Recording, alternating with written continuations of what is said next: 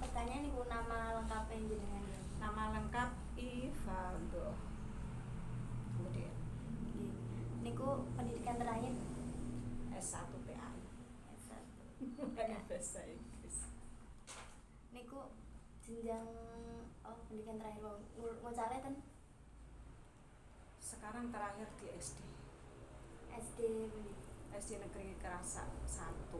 SD Negeri 1 Kerasa Pecangan Jepara. Salah kesurangan lagi.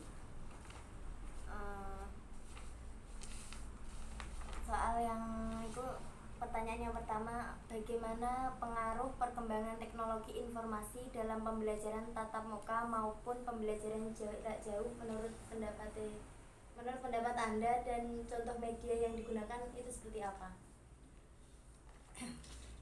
Pengaruh perkembangan teknologi dan informasi dalam dunia pendidikan itu sangat berpengaruh di dalam menyampaikan sangat berpengaruh bagi guru di dalam menyampaikan materi terhadap siswa. Dengan adanya media, teknologi dan informasi yang digunakan guru akan mempermudah guru dalam menyampaikannya, sehingga dalam pembelajaran itu tidak hanya verbalistik, tapi anak bisa tahu secara langsung melalui media, misalkan dengan menggunakan LCD atau monitor itu kalau di kelas. Ya, jadi guru setelah itu diputar, guru langsung bisa menjelaskan apa yang disampaikan di dalam LCD dalam monitor tersebut. Kemudian kalau di luar kelas atau pembelajaran jarak jauh daring, ini juga sangat bermanfaat guru di dalam memberikan materi.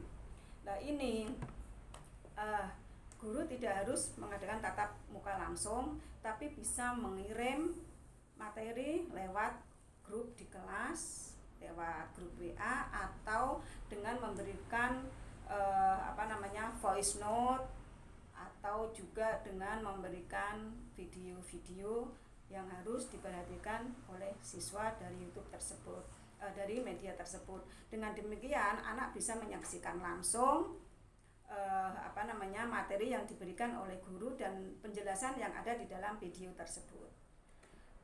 Terus kemudian kendalanya. Kendalanya ini terutama dalam penggunaan media seperti ini, penggunaan media terutama itu membutuhkan waktu yang lama. Kemudian juga membutuhkan dana.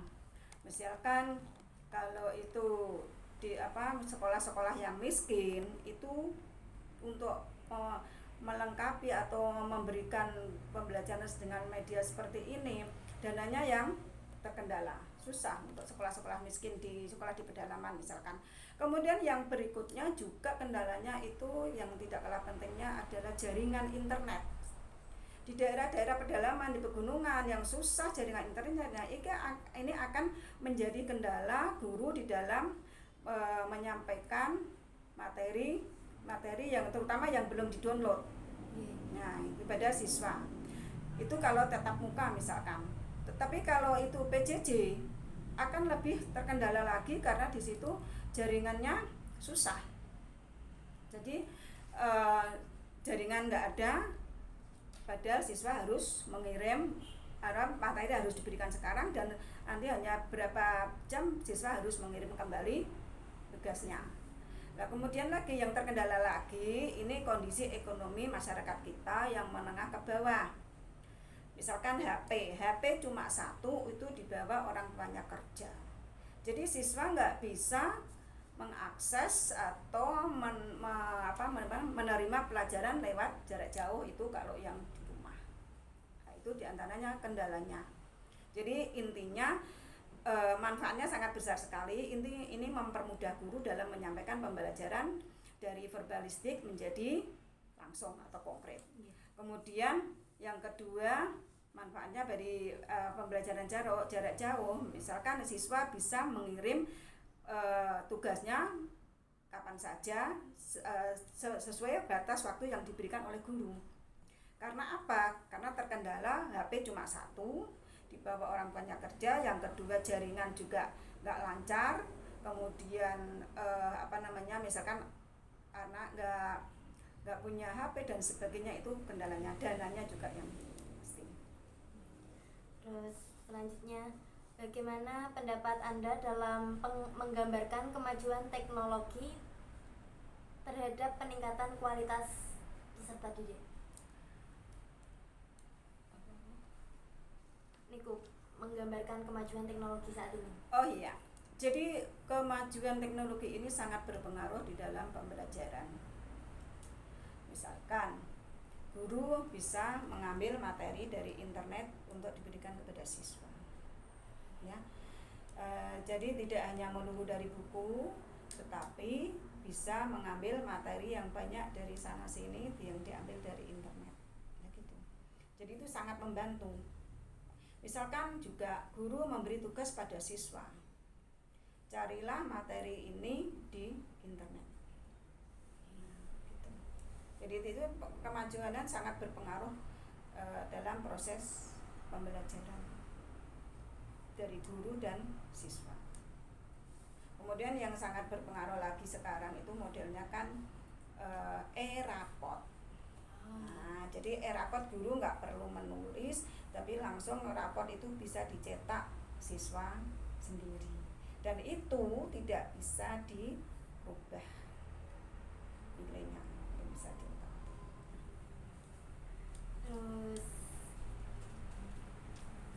menurut Anda di masa depan kira-kira bentuk media dan teknologi seperti apa yang bisa diaplikasikan kepada peserta didik? Kalau itu tergantung ya. Media itu tergantung dari kondisi lingkungan sekolah. Media. Tidak semua sekolah dan kondisi siswa, ekonomi siswa terutama itu bisa menerapkan media yang akan diterapkan di sekolah. Nah ini kalau sekolah-sekolah miskin yang saya alami dulu pada waktu masih mengajar di sekolah swasta, sekolahnya udah kecil, muridnya ekonomi menengah ke bawah, susah untuk menerapkan media pembelajaran yang menggunakan IT. Nah kalau di masa mendatang ya mungkin itu seperti yang dicanangkan oleh Mas Menteri Nadiem Makarim, itu kan mencanangkan pembelajaran jarak jauh, tapi tidak semua itu bisa terakses oleh internet. Ya kalau masa depannya sih seperti itu, iya itu ide yang bagus untuk menyelenggarakan pendidikan jarak jauh online kan. Nah bagus. Nah, ini jadi siswa bisa belajar di rumah tanpa harus ke sekolah. Siswa bisa mengakses, mengambil materi dari mana-mana di situ bisa. Tapi tidak semua bisa diterapkan di semua daerah. Itu jadi untuk masa depan ya mungkin ya menggunakan seperti itulah yang seperti yang dicanangkan oleh Mas Menteri. Ya, media yang cocok ya tetapan ya pastinya ya media pembelajaran yang online. Ya, menggunakan internet, jaringan internet itu. Kemudian yang berikutnya, seberapa penting menurut Anda media dan ICT dibutuhkan dan perlu diaplikasikan dalam proses pembelajaran? Sangat penting. Itu tadi yang saya sampaikan tadi. Jadi di antara manfaat dari media, ya sekarang media elektronik kan. Nah, itu sangat penting di dalam menyampaikan materi pembelajaran terhadap siswa. Jadi ini untuk menghilangkan verbalistik pada anak. Itu sangat penting. Dan guru juga harusnya kreatif juga untuk memberikan materi-materi seperti itu. Saya sangat penting. Ya, sesuai dengan perkembangan zaman seperti ini. Yang ketujuh, apa harapan Anda terhadap guru-guru bahasa Inggris sehubungan dengan penerapan media dan ICT terhadap peningkatan kualitas peserta didik? Harapannya ya jelas semua guru, apalagi sekarang itu guru-guru muda, harus menguasai teknologi informasi yang sudah berkembang sudah jauh seperti ini.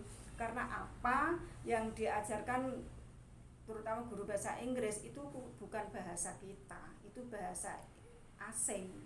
Dan bahasa asing itu, kita belajar bahasa itu tidak hanya untuk perkataan, tapi kita belajar budayanya juga. Nah, kalau dengan menggunakan media teknologi ini, guru-guru calon guru bahasa Inggris itu akan bisa menyampaikan pronunciation-nya yang asli sesuai dengan penutur aslinya. Ya. Jadi tidak verbalistik, mungkin kalau hanya orang Indonesia kurang pas, tapi kalau misalkan kita putarkan video dengan menggunakan media seperti itu, anak akan lebih jelas, oh ini bacanya seperti ini, pronunciation yang benar seperti ini. Di samping itu, kalau kita belajar bahasa, kita juga belajar budaya. Ya, jadi sangat penting bagi calon guru bahasa Inggris untuk menguasai teknologi, perkembangan teknologi kita pertama ini. Ya, jadi untuk memberikan materi yang sangat pas terhadap siswa. Pertanyaan selanjutnya, bagaimana prinsip penilaian menurut Anda yang Anda terapkan di kelas? Penilaian sesuai dengan prinsip penilaian, yaitu penilaian yang berdasarkan pertama penilaian kognitif. Jadi kemampuan pengetahuan siswa di dalam belajar itu. Kemudian penilaian psikomotorik atau keterampilan, ya, keterampilan siswa setelah dia itu menerapkan dari apa yang dia terima dari Bapak Ibu guru di kelas maupun di luar kelas, dia terapkan di dalam kehidupan sehari-hari. Misalkan keterampilan menulis, keterampilan membaca, itu kan keterampilan. Ya, menulis itu misalkan menulis karangan, menulis cerita, itu kan keterampilan juga. Ya, tidak mungkin juga ada prinsip-prinsip penilaian seperti sahih, objektif, adil, berkesinambungan dan seterusnya. Ya, sesuai dengan prinsip-prinsip penilaian yang ada. Itu. Menurut Anda, kamu bisa pakai itu? Ya bisa juga kayak gitu. Ada sopan gitu. Yuk enggak sih, cuma kan gini ya diartikan. Menurut Ibu, WhatsApp group itu yang kalau sekolah PJJ itu sangat efektif apa enggak diterapkan kepada siswa? Iya. Jadi WhatsApp group, WA group itu sangat-sangat membantu, sangat bermanfaat bagi PJJ, pembelajaran jarak jauh. Karena apa? Di sini guru dalam menyampaikan grup, baik itu video, voice note atau materi-materi yang tertulis, itu disampaikan sekali lewat grup, tetapi nanti kalau ada tugas, siswa mengirim tugasnya itu lewat langsung ke Japri. Jadi langsung ke nomor WA guru tersebut. Iya, langsung sangat-sangat bermanfaat itu. Harus ada. Kalau dalam PJJ. Media apa saja media NSIT yang digunakan saat pembelajaran bahasa Inggris? Kalau ya paling enggak saya paling menggunakan ini enggak realistis ya. Menggunakan LCD dengan monitor yang ada di kelas. Jadi untuk menyampaikan video-video pembelajaran sehingga itu menarik pada siswa. Nah, itu paling yang saya gunakan seperti itu. Kalau enggak ya media yang ada di kelas, karena yang saya ajar ini anak-anak SD. Ya, yang ada misalkan saya menunjuk, misalkan ada penghapus. What is this? What is that? This and that. Ya kan? This, what is this? What is that? Jadi saya nanti akan menerangkan this itu apa, that itu apa, kemudian yang saya inginkan juga benda ini apa, bahasa Inggrisnya, kemudian what is the color, what is the function of this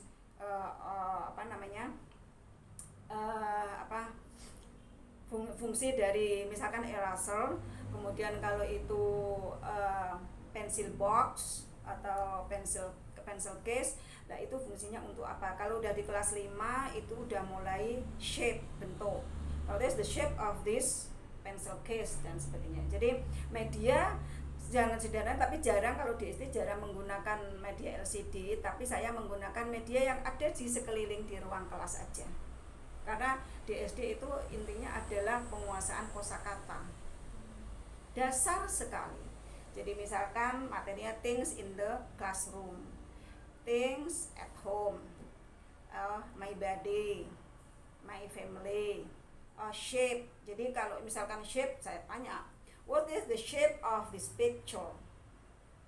Itu kan. Nah, jadi gitu. Jadi kalau di SD saya menggunakan media yang ada aja. Jadi karena waktunya juga sebentar, untuk menyiapkan media seperti itu membutuhkan waktu. Menyiapkan perangkat itu kan membutuhkan waktu. Jadi saya cukup menggunakan media yang ada. Menurut Ibu, motivasi seperti apa yang bisa diberikan kepada peserta didik dalam menggunakan media NICT di kelas bahasa Inggris? Motivasinya? Nah, itu merangsang siswa. Jadi siswa dengan kita putarkan video misalkan, dia akan lebih tertarik untuk memperhatikan dan juga mengingat. Merangsang siswa untuk belajar yang lebih rajin lagi. Nah, itu lebih menarik daripada kita verbalistik di papan tulis atau gambar. Tapi kalau video, ini anak memegang ini, ya kan? Terus misalkan dia menunjuk ini yang namanya apa, akan lebih konkret, anak lebih tertarik dengan video-video seperti itu. Jadi akan memotivasi siswa untuk belajar yang lebih giat lagi karena dia tertarik atau terangsang karena ada stimulus dari itu. Ini pertanyaan yang terakhir ya. Menurut Ibu, penggunaan media dan ICT di kelas bahasa Inggris itu bisa berkolaborasi dengan kalian pembelajaran lain?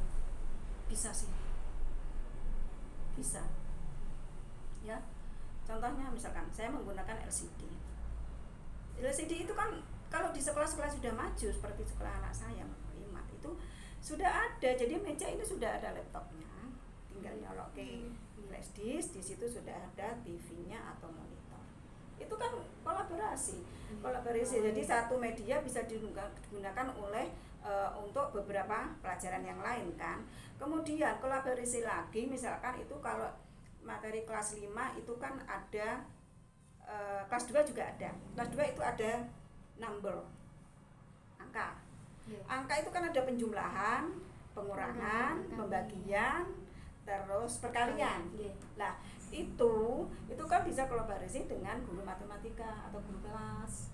Kalau di di kelas 5 itu kan ada shape, bentuk jajaran genjang, kubus. Nah, itu ada, bisa kita kolaborasi. Jadi anak ini kalau guru matematika menyampaikan ini bahasa Inggrisnya seperti ini, gitu kan. Terus kalau itu jam, kan materi matematika di SD ada jam ya. Ya itu juga bisa, semua bisa kita kolaborasikan. Ya, semua bisa. Kalau di SD itu kan tematik sih. Nah, itu bisa IPS juga bisa. Ya, bisa. Ya, bisa sangat bisa dikolaborasikan. Cukup. Terima kasih banyak Ibu.